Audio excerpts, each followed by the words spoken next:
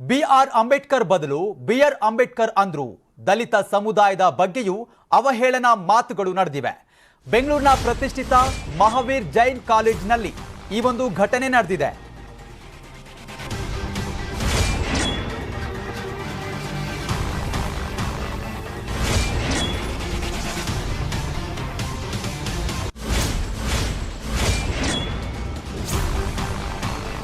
College ಕಾರ್ಯಕ್ರಮದಲ್ಲಿ ಅಂಬೇಡ್ಕರ್ ಬಗ್ಗೆ ಅವಹೇಳನ ಮಾಡಲಾಗಿದೆ.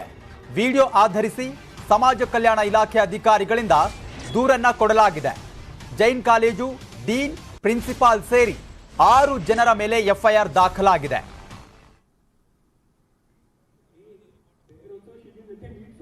ಈ ಬಗ್ಗೆ ಮತ್ತಷ್ಟು ಮಾಹಿತಿಯನ್ನ ಪಡಿತಾ ಹೋಗೋಣ. ನಮ್ಮ ಪ್ರತಿನಿಧಿ ಮುನಿರಾಜು ಫೋನ್ ಸಂಪರ್ಕದಲ್ಲಿ ಜಾಯಿನ್ ಆಗಿದ್ದಾರೆ. ಮುನಿರಾಜು, ಈ ಒಂದು ವಿಚಾರಕ್ಕೆ ಸಂಬಂಧಪಟ್ಟಂಗೆ ಇಲ್ಲಿ ವಿಡಿಯೋ ಆಧರಿಸಿ ದೂರು ಕೊಡಲಾಗಿದೆ. ಇದು ಬೇಕು ಅಂತ ಹೇಳಿದ್ರ ಏನಿದು, ಯಾವ ರೀತಿಯಾಗಿ ಹೇಳಿಕೆ ಬಂತು, ಏನೆಲ್ಲ ವಿಚಾರ ಇದೆ ಈ ವಿಚಾರಕ್ಕೆ ಸಂಬಂಧಪಟ್ಟಂಗೆ?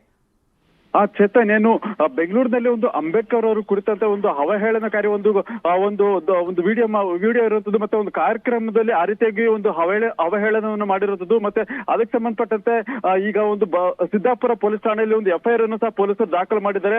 ಏನು ಈ ವಿಡಿಯೋ ಒಂದು ಸೋಷಿಯಲ್ ಮೀಡಿಯಾದಲ್ಲಿ ಸಾಕಷ್ಟು ವೈರಲ್ ಆಗಿತ್ತು. ಮತ್ತೆ ಇದ್ರ ಬಗ್ಗೆ ಸಾಕಷ್ಟು ಚರ್ಚೆ ಮತ್ತೆ ಆಕ್ರೋಶಗಳು ಸಹ ವ್ಯಕ್ತವಾಗಿದ್ವು.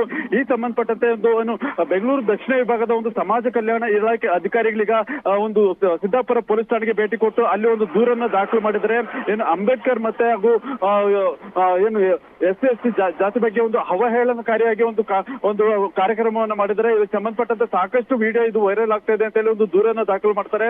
ಈ ಒಂದು ದೂರಿನ ಆಧಾರದ ಮೇಲೆ ಏನು ಖಾಸಗಿ ಕಾಲೇಜಿನ ಒಂದು ಪ್ರಿನ್ಸಿಪಾಲ್, ಡೀನ್ ಹಾಗೂ ಕಾರ್ಯಕ್ರಮವನ್ನು ಆಯೋಜನೆ ಮಾಡಿದಂತ ಆಯೋಜಕರು ಹಾಗೂ ಈ ಒಂದು ಏನು ಕಾರ್ಯಕ್ರಮದಲ್ಲಿ ಯಾರು ಭಾಗಿಯಾಗಿದ್ರು ವಿದ್ಯಾರ್ಥಿಗಳು, ಅವ್ರ ಮೇಲೆ ಒಂದು ಎಫ್ಐಆರ್ ಅನ್ನ ದಾಖಲು ಮಾಡಿ ಈಗ ತನಿಖೆಯನ್ನು ಸಹ ಮಾಡ್ತಾ ಇದ್ದಾರೆ.